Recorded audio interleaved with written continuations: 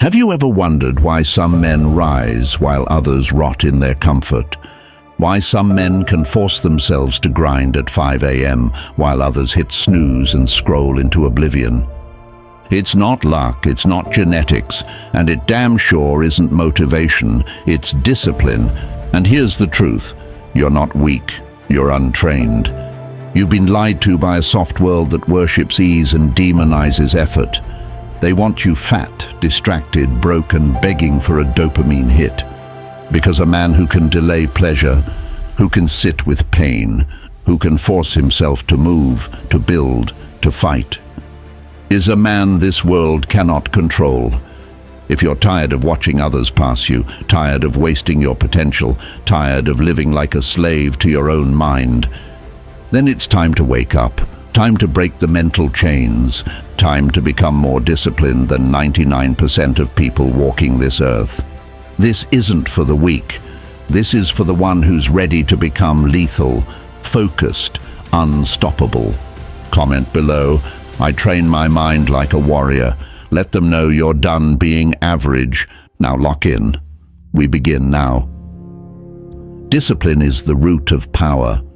Discipline isn't about routines. It's not about planners or to-do lists. Discipline is the art of dominating yourself before the world ever gets a chance to try. It's the root of all power, and no philosophy understood this better than the Stoics. Marcus Aurelius ruled an empire, but he never let his emotions rule him. Epictetus was born a slave, but his mind was untouchable. Why? Because they trained themselves in one thing above all: control. See, modern men chase everything: women, money, validation, but ignore the one thing that actually builds all of it: self-command. Discipline is doing what must be done, especially when you don't feel like doing it. It's not glamorous, it's not loud, it's silent, ruthless, daily. Waking up before the sun, training when you're tired, grinding when no one is watching, not because it feels good, but because it's necessary. Understand this: the man who conquers himself doesn't need to beg the world to reward him. He builds his own kingdom from the inside out. And if you're watching this right now, that means something inside you is done with softness. Comment below again: discipline is my superpower. Let the weak make excuses. Let the disciplined create empires. Stay locked in. Number 2, the illusion of motivation, dark psychology unveiled. Motivation is a drug.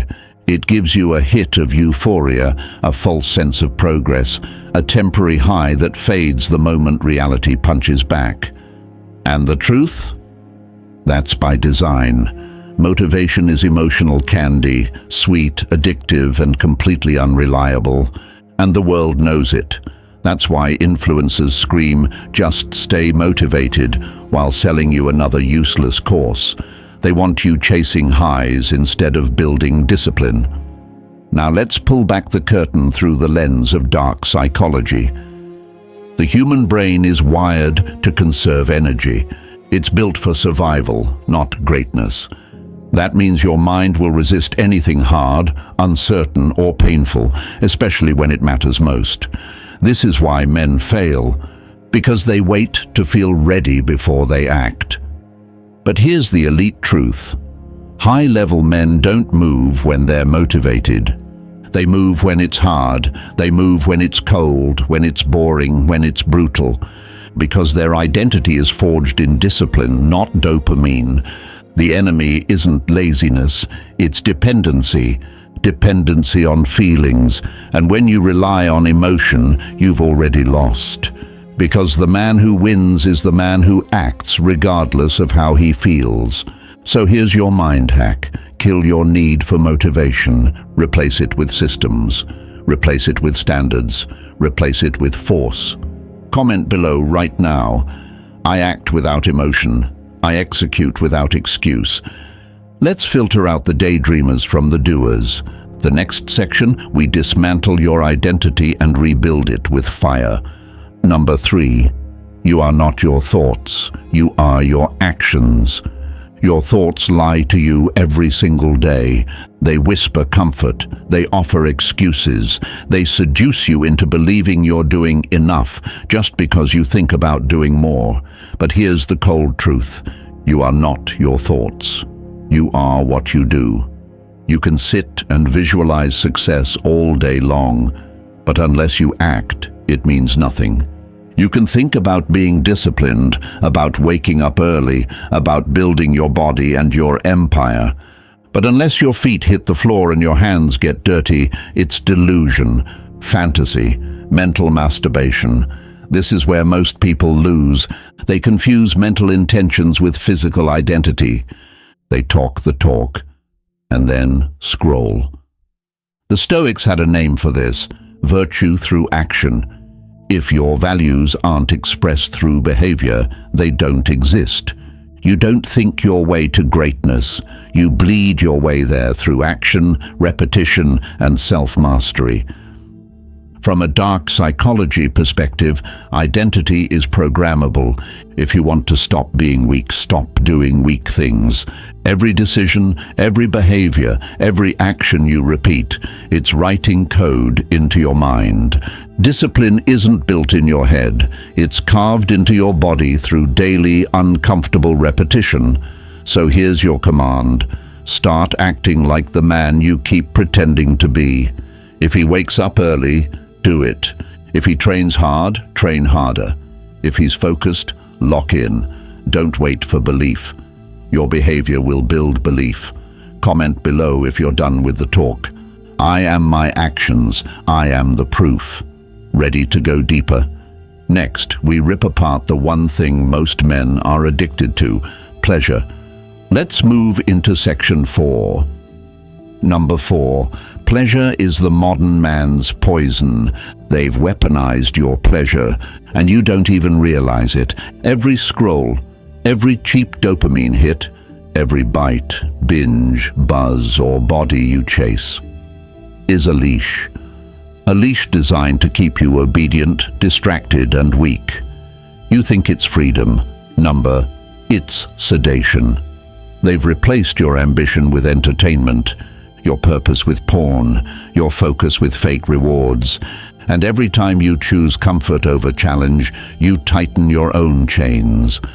Understand this. Pleasure is the new prison, and the cell door is wide open. But you stay inside because stepping out requires pain. The Stoics warned about this centuries ago. They believed that a man addicted to pleasure is already owned by whatever gives him that pleasure.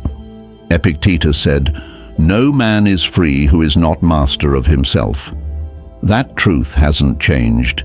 In fact, it's even more dangerous now, because the enemy wears a smile, and it's in your pocket, in your fridge, in your bed. And every time you indulge without purpose, you trade strength for softness. Dark psychology shows us how easy it is to manipulate a man who chases comfort. Predictable, emotional, easy to control. But the man who denies himself, who learns to say no to temporary highs, becomes unpredictable. And that makes him powerful. So here's your test. What can you go without? Because what you can walk away from defines how far you can rise. Comment this below if you're cutting the leash. Pleasure doesn't own me. I control the craving. Next up, we flip the switch. You're going to learn to love what most men run from: pain. Let's move into section 5. Make pain your compass. Number 5. Make pain your compass. Most men avoid pain. The elite, they follow it. You want to know where your power is?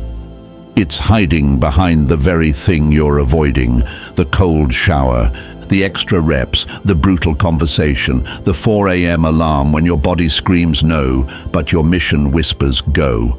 Pain is not your enemy. Pain is the signal. It's the GPS that tells you where your next level lives. It's the fire that forges identity, clarity, dominance. But weak men misread it. They feel pain and retreat. They interpret discomfort as a reason to stop. You're going to learn to see it as a command to advance. The Stoics believed in voluntary hardship, not because they were masochists, but because they understood this. If you do not experience your pain on your own terms, the world will force it on you later. And in dark psychology, here's the rule: the man who fears pain is easily manipulated. Offer him comfort and he'll sell his soul, but the man who trains in suffering, who embraces friction, who seeks the edge, he cannot be broken, because he has already broken himself and rebuilt stronger. So let this sink in. When it hurts, when it burns, when it's ugly and heavy and silent, that's where the discipline is born. Next time you feel that internal resistance, say this out loud: good, let it hurt. Because that pain is not punishment, it's proof you're growing. Drop this in the comments if you're ready to chase what others fear. Pain sharpens me, I follow the fire. Now that we've hacked your relationship with pain, let's dive deeper into the real battlefield, the one between your ears. Number 6, control the narrative in your head. If you lose the war in your mind, you lose every war. Let's get one thing straight. Your brain doesn't care about your success. It cares about your survival. That means it's constantly feeding you thoughts designed to keep you safe, not strong. You ever hear that voice? You can do it tomorrow. You're too tired today. It's not that serious. That voice is not your friend. It's not logic. It's a parasite that lives off your potential and whispers you into mediocrity. And here's the twist. That voice sounds like you, but it's not. It's your programming. Old fears, old failures, the echoes of society and weakness bouncing around your skull like static. You must rewrite the code. The Stoics knew this. Marcus Aurelius wrote his own thoughts down, not because he needed motivation, but because he was training his internal dialogue. He knew the most important conversations you'll ever have are the ones no one else hears. From a dark psychology standpoint, the narrative in your mind either makes you bulletproof or turns you into prey. You can be your own manipulator or your own victim. So ask yourself, when things get hard, what does your inner voice say? Does it panic? Does it beg? Or does it command? From now on, this is your new rule. If the voice in your head doesn't speak to you like a warrior, rewire it. Speak to yourself like the man you're trying to become. Tell yourself out loud, I don't negotiate with weakness, I dominate my inner world. Comment below if you're done letting fear do the talking. My mind obeys me, I write the script. Now we're going tactical. It's time to talk about strategy. The 3 moves that separate killers from quitters. Section 7, delay, deny, dominate. The 3D rule of discipline coming next. Number 7, delay, deny, dominate. The 3D rule of discipline. You want to out-discipline 99% of people, then burn this into your brain. Delay, deny, dominate. This is the 3D rule. Simple, ruthless, non-negotiable. First, delay. Every impulse wants an instant reward. The scroll, the snack, the shortcut. You don't react, you delay. You create space between the feeling and the action. You don't eat when you're hungry, you wait. You don't reply when you're emotional, you hold. Because the moment you insert pause, you insert power. Second, deny. Once you've delayed, the weakness loses its momentum. Now you crush it. You say no. No to comfort. No to distraction. No to anything that feeds the weaker version of you. Denial isn't deprivation. It's domination. It's self-respect. It's telling your mind, I decide what I do, not my cravings. Third, dominate. Now you act, not like a robot, not like a victim. You execute with precision. You do the hard thing, the ugly thing, the right thing. You lift when it's heavy, you work when you're tired, you push when your mind pleads for rest, because domination is built through decisive action, not when it's easy, especially when it's not. The 3D rule isn't sexy, it's surgical, and the man who masters it, he becomes unstoppable, because he owns every moment from thought to action. So here's the command. Next time weakness knocks, delay, deny, dominate. Comment that now. Delay, deny, dominate. I'm built for war. And now that we've sharpened your strategy, it's time to shift into full combat mode. Because the battlefield is everywhere. You either train like you're at war, or you die like it's a game. Section 8. Train like you're at war, because you are. Up next. Number 8. Train like you're at war, because you are. You think life's a game? Then why do you feel like you're losing? Listen to me carefully. You are not living in peace. You are living in war, and the battlefield isn't in some distant land. It's in your mind, your habits, your daily choices. From the moment you wake up, you're under attack. Notifications designed to hijack your attention. Food engineered to destroy your discipline. People programmed to keep you average. And a voice inside your head that whispers, "Relax. You've done enough." That voice is the enemy. That feeling of ease is the first bullet. This isn't paranoia, it's precision. Because while you're resting, the world is calculating. And every moment you waste, every time you skip the gym, every task you leave undone, every hour lost to nonsense, you've just surrendered territory. You've given away ground in a war that only ends in two ways: dominance or defeat. So here's the new reality. You must train like you're at war, because you are. Your body is not for decoration, it's armor. Your mind is not for daydreams, it's a command center. Your routine, a weapons system. Wake up early, not because it's trendy, but because the enemy sleeps in. Train hard, not for aesthetics, but to remind yourself that discipline is your edge. Read every day, not to sound smart, but to sharpen your judgment when others crack under pressure.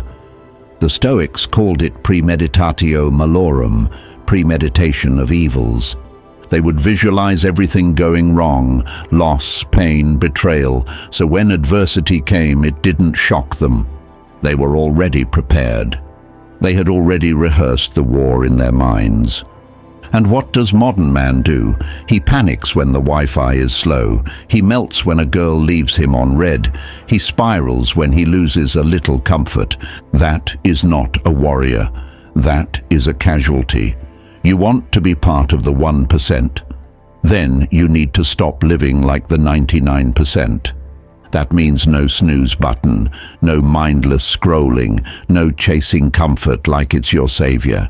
Live like a soldier, think like a general, execute like a savage, because every time you train when you're tired, every time you push when it hurts, every time you stay focused while the world begs for your attention, you're building a mental militia inside you. A mindset so hardened, so disciplined, that nothing, no failure, no loss, no betrayal, can break you. And when the storms come, when life truly tests you, you'll smile, not because you're fearless, but because you've been training for this your entire life. Drop this in the comments right now if you're ready for war. I train for war. I prepare to dominate. Don't just say it, live it. And now we arrive at the final chapter, the moment where the average man backs out, makes excuses or keeps a back door open just in case. But not you. You're going to do what the 99% never dare to do. You're going to burn the escape plan and build the empire. Let's finish this strong.